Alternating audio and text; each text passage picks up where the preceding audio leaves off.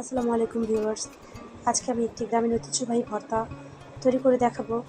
তো এই ভর্তাটির নাম হচ্ছে চ্যাপার ডলা। তো এটার জন্য লাগছে পেঁয়াজ কুচি, কাঁচামরিচ কুচি, রসুন কুচি এবং চ্যাপা শুটকি। এটাকে অনেকে পুঁটি শুটকিও বলে থাকেন। তো চলুন দেখি কীভাবে এই রেসিপিটি তৈরি করতে হয়। প্রথমে চুলায় একটি কড়াই বসিয়ে নেব। কড়াই গরম হলে এর মধ্যে অল্প পরিমাণে তেল দেব। কিছুক্ষণ তেল গরম হওয়া পর্যন্ত অপেক্ষা করব।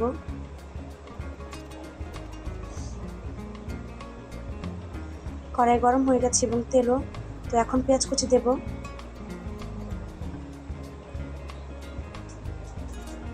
এরপর কাঁচামরিচ কুচি, রসুন কুচি,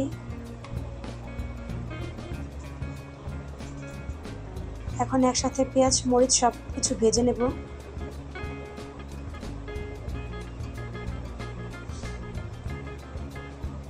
কিছুক্ষণ নাড়াচাড়া করার পর যখন পেঁয়াজ এবং মরিচের রং হালকা সোনালি হয়ে আসবে তখন এটি কড়াইয়ের এক সাইড করে এরপরে চাপা শুটকিটা ভেজে নেব। শুটকিটা আমি আগে থেকেই ধুয়ে রেখেছি। আপনারা চাইলে গরম পানিতে শুটকিটা কিছুক্ষণ ভিজিয়ে রেখে ভালো করে কষলে ধুয়ে নেবেন। এতে করে শুটকির গায়ের যে আঁশ এবং ময়লা সব কিছুই দূর হয়ে যাবে। এখন শুটকিটা ভালো করে ভেজে নেব দুপাশ উল্টে। যেহেতু এগুলো একটু নরম তাই কড়াইয়ে দেওয়ার পরে এটা গলে গলে যাবে।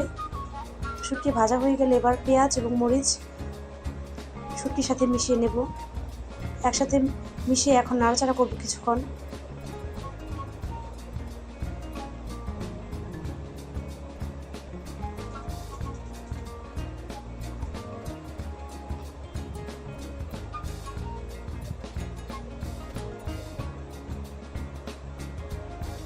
তো আমার ভর্তার পেঁয়াজ মরিচ অনেকটাই হয়ে এসেছে, আরও কিছুক্ষণ নেড়ে নেব।